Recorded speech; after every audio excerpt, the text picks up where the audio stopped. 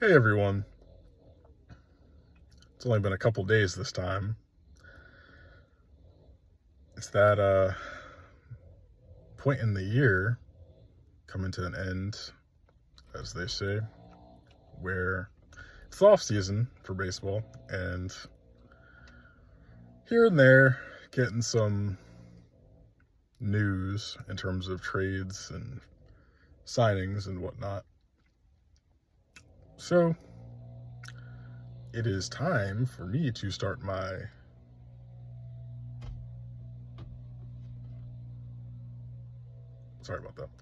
off season, what I would do with each team or what I expect to happen with each team. Those are two different things, but depending on my knowledge of each team, that will vary in terms of how in depth I go and how much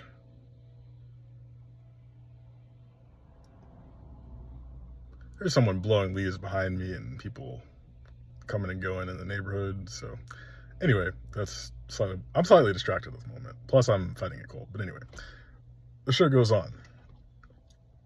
There is an order I'm going to go in, and if anyone actually watches these, if you can figure out by, say, video 3 or 4, maybe 5, what the order is and what I'm looking at to determine the order of teams, maybe I'll cash out someone like $5 or $10 or something. If you can figure it out and mention it in the comments. But anyway, we're going to start with the Cleveland Guardians because they frustrate me. I think for a number of reasons they frustrate me. I mean, I understand both sides of the whole name situation. I've been a Blackhawks fan since I was young. I grew up watching the Braves. It is what it is. But more recently, what's frustrating is the team is well run, but they just don't spend money. They don't keep their good players outside of Jose Ramirez, and then they wonder why they haven't won a World Series in a long time. And so today, I've already talked for 2.5 minutes and been fidgeting. We're going to get through quickly what I think will happen this offseason. Try to get a good spot because the lighting is crazy. The sun's coming in through this way, and this dude's blowing the leaves, like I said, so it's just a lot going on. The kid's asleep, so I got some free time.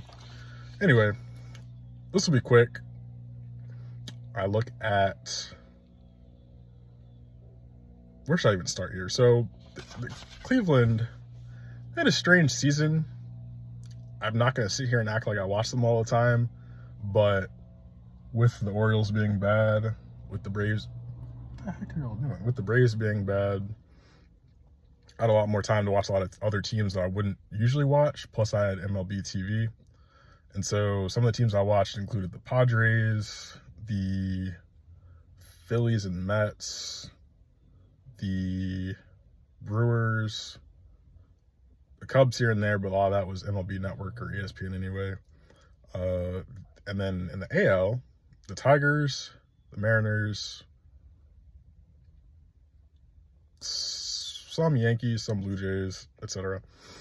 And following the AL Central, the Twins too, because, I do like the Twins. But anyway, long story short, I got to watch some Guardians, not too much, but their improbable run to the playoffs, really, but definitely the division against the Scooble and questionable offense with the Tigers after that monster first half they had and being up by 15 games or whatever it was. There's not a huge way to explain that other than variance, the other team collapsing, good pitching, good defense, hustle, heart, belief. Because the numbers don't really suggest that the Guardians were that good. I think their offense is really bad. And I doubt they're going to do much to fix that. I've seen them linked to Ketel Marte loosely and Brendan Donovan. But I've also seen a lot of talk about Steven Kwan getting traded, so who knows what they're going to do. What I think they're going to do is not much. I literally have them signing 2 players and not really doing much other than that. So let's just get into that. One, because it's a super left-handed heavy team, most of their prospects are left-handed or switch hitters. They don't have much in outfield at all. And even Steven Kwan had a down year and he's not a power hitter. I have them picking up Austin Hayes, and more or less, I'm assuming Kwan stays with this, because if he doesn't, then you have an influx of players coming there, which they may well be prospects. But anyway, we're not even going there right now because that doesn't make sense. But Austin Hayes comes in, becomes really the main platoon bat, I'd say, out of this lineup, because most others are just homegrown guys and defense first players. Like, the bottom of the lineup is horrible against lefties. There's 2 players I have question marks about. Well, other than the 2 that are suspended, but I don't even want to talk about that because I think I've talked about that a little bit before. But Clase and Ortiz, they probably will never play again, and that's that.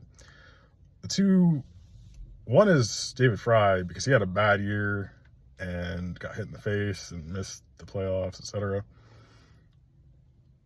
They brought back Austin Hedges, but there's not really a right-handed DH other than, I think his name is Jonathan Rodriguez. I didn't write the first names. I think I'm right on that one, because I think it's Carlos Martinez, Jonathan Rodriguez, Gabriel Arias, Brian Rocchio, George Valera, something like that. Anyway, I'm not an expert on this team. I don't pretend to be, so we're just going over this quickly. I think they need, I mentioned Hayes. I think that's sensible. He's already played in Ohio before a little bit with Cincinnati. He's not bad, but he's not great, so I don't think any elite teams are going to want him. And I also don't know that he would go to a bad team, like, say, the Nationals. Although they're not the best example because they don't really need that much in the outfield. They have Dylan Cruz, James Wood, Jacob Young, Dalen Lyle already, so they don't really need that. And there was one other one. Anyway, we're not talking about the Nationals, so that's a different story. But yeah, like, to me, Austin Hayes shouts Guardians unless they go for, like, Christopher Morel, which, again, doesn't make sense. He doesn't fit their profile. Adolis Garcia also doesn't fit their profile because they already have John Kinsey Noel, who has a strong arm but doesn't make contact, so you don't need another guy like that.